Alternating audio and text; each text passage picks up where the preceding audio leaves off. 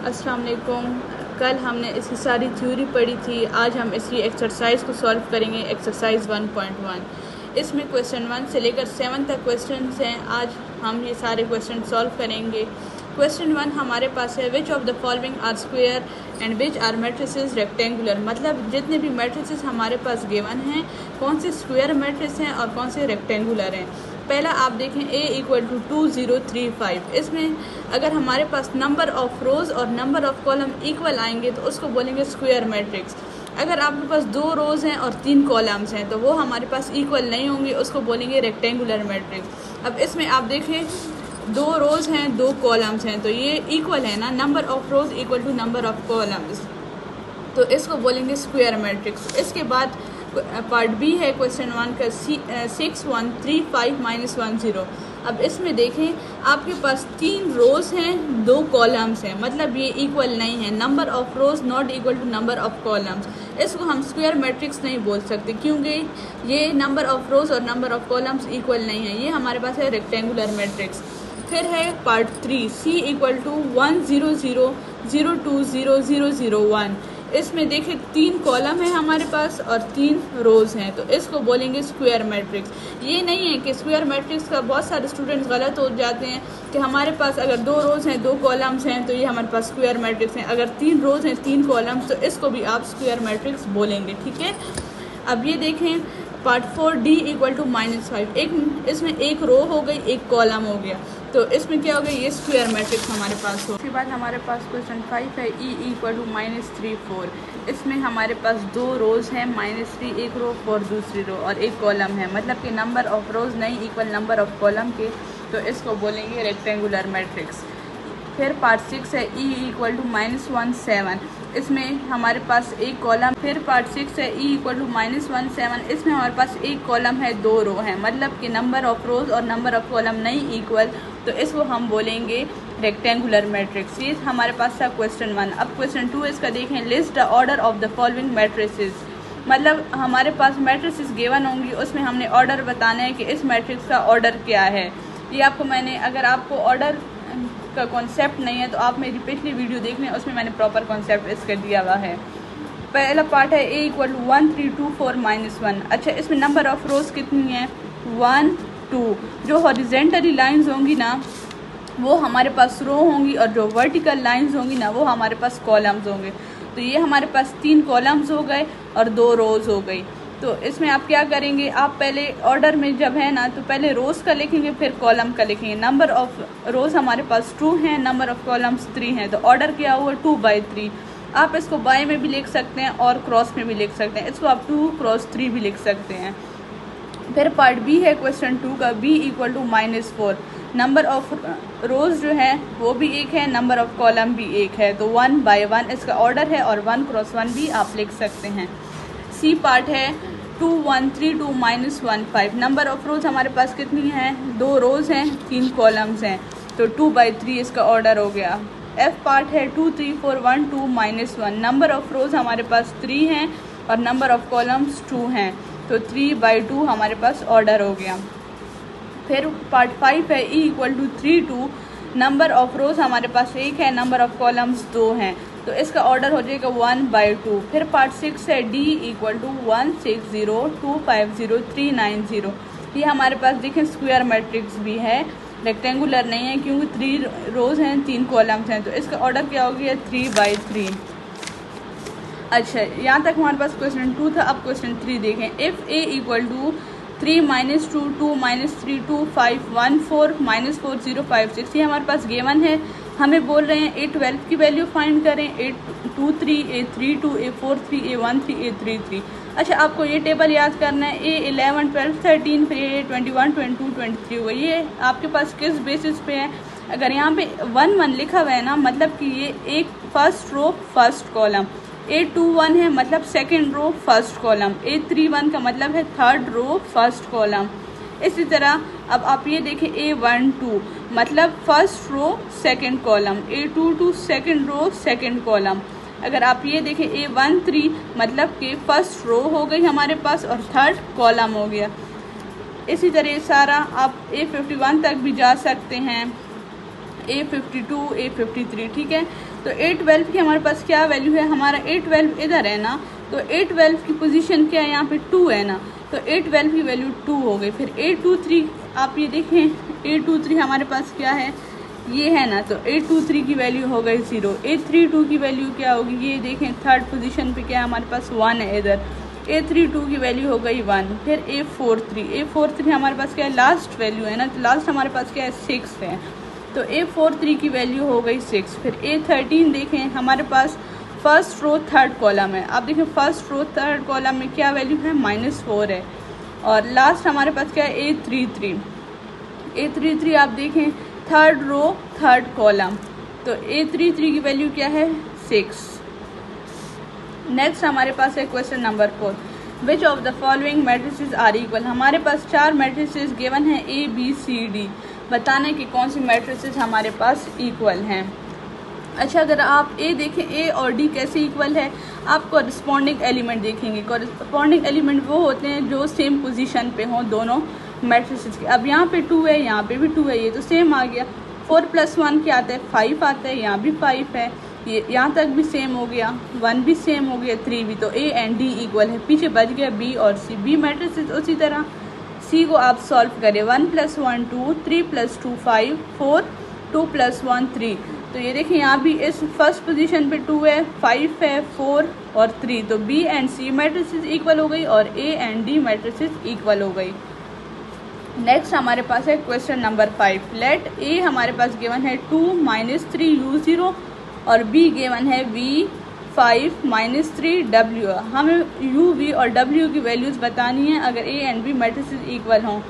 इसमें हम क्या करेंगे, जो हमारे पास कॉरस्पॉन्डिंग एलिमेंट्स होंगे उसको इक्वल लेंगे। कॉरस्पॉन्डिंग एलिमेंट मैंने आपको बता दिया, जो मैट्रिसेस होते हैं उसमें जो सेम पोजीशन पे वैल्यूज़ हो ना वो इक्वल लेंगे आप, तो इसको बोलते हैं कॉरस्पॉन्डिंग एलिमेंट्स। अब V क्या है, इस पोजीशन में हम देखेंगे अगली मैट्रिसेस की। V की वैल्यू क्या है 2 है, तो V 2 = V, इसको हम लिख सकते हैं V = 2। अब इस पोजीशन पे U है। अब आप सेकंड मैट्रिसेस पे देखेंगे कि इस पोजीशन पे कौन सी वैल्यू, यहाँ पे 5 है ना, तो U की वैल्यू 5 हो जाएगी। अब यहाँ पे W है, इसके कॉरस्पॉन्डिंग कौन सा एलिमेंट है, 0 है, तो 0 = W। हम इसको लिख सकते हैं W = 0। ये हमारे पास क्वेश्चन 5 हो गया। U, V, W की वैल्यू हमने फाइंड कर ली। क्वेश्चन नंबर 6 है, हमारे पास 2 मैट्रिसेस गिवन है कि इक्वल है। इसमें हमें फाइंड करनी है A, B, C, X, Y और Z की वैल्यू। जैसे हमने पिछला क्वेश्चन किया था, कॉरस्पॉन्डिंग एलिमेंट कंपेयर किए थे, उसमें तो डायरेक्ट वैल्यूज हमें पता चल गई थी। इसमें हमें थोड़ा सा सॉल्व करना है। पहले आप x का कॉरस्पॉन्डिंग एलिमेंट कंपेयर करें। यहाँ पे x + 3 इसकी कॉरस्पॉन्डिंग क्या है, 0 है। x + 3 = 0। हमें ये तो मिल गया कॉरस्पॉन्डिंग एलिमेंट, लेकिन हमें तो x की वैल्यू चाहिए ना। अगर इस 3 को हम इक्वल के उस साइड पे ले जाएं तो ये -3 हो जाएगा, तो ये क्या होगा -3। तो x की वैल्यू हमें मिल गई। नेक्स्ट हम क्या करेंगे, z + 4 का कॉरस्पॉन्डिंग एलिमेंट कंपेयर करेंगे। z + 4 का कॉरस्पॉन्डिंग क्या है, 6 है। z + 4 का 6 है, यहाँ पे मिस्टेक हुई है। z = हमारे पास होगा z + 4 = 6। z = 6 + 4 है, इस साइड पे आ जाएगा -4 हो जाएगा। z = अगर आप 6 से 4 माइनस करें तो 2 आता है, तो z की वैल्यू हमारे पास क्या आ गई, 2 आ गई। अब आप नेक्स्ट क्या करें, y कॉरस्पॉन्डिंग एलिमेंट कंपेयर करें। 2y - 7 = 3y - 2। आप ऐसे करें, y जो कोफिशिएंट कांस्टेंट है उनको एक साइड पे कर दें, जिनके साथ कोफिशिएंट है वो एक साइड पे कर दें। आप -7 इधर ही छोड़ें, यहाँ पे -2 है, कांस्टेंट है ना, इसको आप इस साइड पे ले आएँ, +2 हो जाएगा। = 3y इधर ही छोड़ें, कांस्टेंट एक साइड पे होगा, ये 2y जब इक्वल के इस साइड पे आ जाएगा, -2y हो जाएगा। आप जब 7 से 2 माइनस करते हैं 5 आते हैं। हमने माइनस क्यों लगाया, क्योंकि जो बड़ी वैल्यू होती है हमारे पास उसके साथ जो साइन होगा नेगेटिव पॉजिटिव आप वो लगाएंगे। तो यहाँ पे क्या आ गया, -5 = y। इसको हम लिख सकते हैं y = 5। ठीक है, हमारे पास x की वैल्यू आ गई, z की आ गई, y की आ गई। अब a, b, c की रहती है। अब a - 1 के कॉरस्पॉन्डिंग एलिमेंट है -3। a - 1 = -3। a इधर ही छोड़ें, -3 कांस्टेंट को इक्वल के इस साइड पे ले आएँ, +1 हो जाएगा। a = 3 में से 1 गया 2, और बड़े के साथ कौन सा साइन है, बड़े नंबर के साथ माइनस है ना, आपने माइनस लगा दी। a की वैल्यू भी निकल आई, b और c की रह गई। अब एक के भी हमने कोएफिशिएंट कंपेयर कर लिए, z के भी, x के भी, y के भी। अब आप ऐसे करें कि 2 के कोएफिशिएंट कंपेयर करें। 2c + 2 का कोएफिशिएंट क्या है, इधर 0 है, 0 = 2c + 2। आप ऐसे करें, ये कांस्टेंट को एक साइड पे कर दें, 0 + 2 है इक्वल के इस साइड पे आ जाएगा -2 = 2c। -2 0 के साथ आप जो भी प्लस माइनस करें तो वो तो काउंट नहीं होता। -2 = 2c। अब हमारे पास जो ये वैल्यूज़ होंगी ABCD, जो हमने अल्फ़ाबेट की वैल्यू फाइंड करनी है, उसके साथ जो भी नंबर होगा ना, आप उसको इक्वल के दूसरे साइड पे डिवाइड कर देंगे और इस साइड पे भी कर देंगे। तो C के साथ हमारे पास 2 है तो डिवाइड बोथ साइड बाई 2 कर दें, यहाँ भी 2 डिवाइड करें, यहाँ भी 2 डिवाइड करें, तो ये हमारे पास 2 की टेबल पे कट जाएंगे। 2 1s are 2, 2 1s are 2, ये भी 2 पे कट जाएंगे। C = नेगेटिव है ना, नेगेटिव लगा लिए। C = -1। C की वैल्यू भी आ गई हमारे पास, अब B की वैल्यू रह गई है। अब 2B + 4 का कॉरस्पॉन्डिंग एलिमेंट कंपेयर करेंगे। ये हमारे पास लास्ट B की वैल्यू रह गई और सारे हमने फाइंड करने हैं। 2B + 4 = B -3। -3 इधर ही छोड़े, +4 है, ये इक्वल की दूसरे साइड पे आ गया -4। 2B पॉजिटिव B है, इक्वल के इस साइड पे आ जाएगा, नेगेटिव हो जाएगा। अच्छा, आपको ये तो पता होगा ना, ये टेबल के माइनस माइनस हमारे पास प्लस होता है, प्लस प्लस भी हमारे पास प्लस होता है, प्लस माइनस माइनस होता है, माइनस प्लस माइनस होता है। यहाँ पे हमारे पास माइनस माइनस है, माइनस माइनस हमारे पास क्या होता है, प्लस होता है। लेकिन हम ये देखें, आप इसको करेंगे प्लस, लेकिन जो बड़े नंबर के साथ साइन होगा आप वो लगाएंगे। पहले तो आप ये साइन लगा ले, 4 बड़े है ना, तो इसके साथ नेगेटिव है, आपने नेगेटिव लगा लिया। 4 + 3 करेंगे 7 हो गया। 2B से जब कुछ नहीं हो तो इसके साथ 1 होता है, तो 2 से 1 गया तो 1, वो हम नहीं लिखते, तो ये आ गया 1B। B की वैल्यू हमारे पास क्या आ गई, -7। ये हमारे पास इस एक्सरसाइज का लास्ट क्वेश्चन है, question number 7। Solve the following equations. वो पिछले क्वेश्चन में दिया था कि आप उसकी वैल्यूज़ फाइंड करें, इसमें बोल रहे हैं कि इक्वेशंस फाइंड करें। ABCD के लिए 2 इक्वेशंस दी हुई हैं। A + B को आप कॉरस्पॉन्डिंग एलिमेंट के साथ कंपेयर करें। A + B का कॉरस्पॉन्डिंग एलिमेंट है 1, B + 2C का है 4, 2C + D का कॉरस्पॉन्डिंग एलिमेंट है 8, 2A - D का कॉरस्पॉन्डिंग एलिमेंट है 0। अब आप क्या करें, हमें तो इन सब की वैल्यूज़ भी चाहिए, तो आप ऐसे कुछ सब्ट्रैक्ट या ऐड करेंगे कि आपके साथ किसी एक इक्वेशन आ जाए और उसे सब्ट्रैक्ट या ऐड कर सकें। हमने क्या किया, इक्वेशन 2 से इक्वेशन 1 को सब्ट्रैक्ट किया है। A + B - B + 2C = -1 - 4, ठीक है। सब्ट्रैक्ट कर रहे हैं, इस वजह से माइनस लगाइए, इसमें कंफ्यूज नहीं होएगा। A + B, अब हमने इस ब्रैकेट को ख़त्म कर दिया, -B मतलब साइन अंदर हम मल्टीप्लाई कर लेंगे। -+ -2C = मैंने क्या बताया था, माइनस माइनस प्लस होते हैं, आप प्लस करेंगे लेकिन साइन वो लगाएंगे जो बड़े नंबर के साथ होगा। -1 + 4 5 हो गया। यहाँ पे पॉजिटिव नेगेटिव कट गए, रह गए A - 2C = -5। ये हमारे पास इक्वेशन नंबर 5 हो गई। फिर आप क्या करेंगे, जो इक्वेशन 3 और 5 है ना, उसको ऐड कर देंगे। फर्स्ट में हमने क्या किया था, सब्ट्रैक्ट किया था इक्वेशन 2 और 1 को। यहाँ पे अब हम ऐड करेंगे इक्वेशन नंबर 3 और 5 को। तो 2C + D + A - 2C = 8 + -5। 2C + D bracket ख़त्म किया, +A + -2C = 8 + -5। इसमें पॉजिटिव नेगेटिव कट गए, 2C - 2C बच गए, D + A = 8 में से 5 गए, 3। इक्वेशन नंबर 6 आ गई। अब हम क्या करेंगे, इक्वेशन 4 और 6 को ऐड करेंगे। 2A - D ये मैंने डायरेक्ट कर दिए, मतलब पहले ब्रैकेट नहीं लगाया कि प्लस माइनस करे, इतनी तो आप लोगों को समझ आ गई होगी।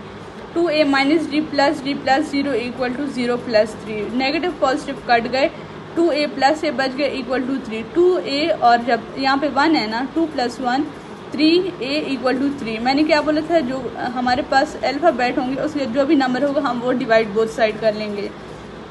3 को आप डिवाइड कर लें, 3 1s are 3, 3 1s are 3। एक ही वैल्यू क्या आ गई, 1। जब हमारे पास एक वैल्यू निकल आए ना, आप किसी भी इक्वेशन में जिसमें A हो, किसी भी इक्वेशन में ये वैल्यू पुट कर लें तो आपके साथ दूसरी वैल्यू निकल आएगी। अब हमने इक्वेशन 1 ली है कि A + B = इक्वेशन 1 हमारे पास है A + B = -1। एक ही जगह हमने पुट किया 1 + B - 1। B इधर ही छोड़ा, -1 वहाँ पे +1 था, इस साइड पे आ गया -1। B = -2। 2 वैल्यूज़ आ गई। अब B को हमने पुट किया इक्वेशन नंबर 2 में, ये है b plus 2c equal to 4। b की जगह हमने क्या पुट किया, -2 plus 2c equal to 4। 2c इधर ही छोड़ दिया, 4 वहाँ पे -2 था, इक्वल के इस साइड पे आ गया +2। 2c equal to 4 plus 2 6। अब c के साथ कौन सा एलिमेंट है, 2 है ना, कांस्टेंट जो है, इसको डिवाइड बोथ साइड कर लें। यहाँ पे 2 कैंसिल हो जाएगा, 1 आ जाएगा। यहाँ पे 2 1 ज़र 2, 2 3 ज़र 6। 2 के टेबल पे हमने इसको कट किए तो c की वैल्यू क्या आ गई 3, a की वैल्यू भी आ गई, b की भी, c की भी, लास्ट रह गई है d की। अब हमने c की वैल्यू इक्वेशन नंबर 3 में पुट करनी है। 2c plus d equal to 8। 2c की वैल्यू है 3 प्लस d इक्वल टू 8। 2 3 ज़र 6 plus d equal to 8। d इधर ही छोड़ दें, इक्वल 8 प्लस 6 है, इक्वल के इस साइड पे आ गया -6। d equal to 2। यहाँ तक आप लोग की एक्सरसाइज 1.1 कंप्लीट हो गई है। नेक्स्ट लेक्चर में हम थ्योरी देखेंगे 1.2 की। अल्लाह।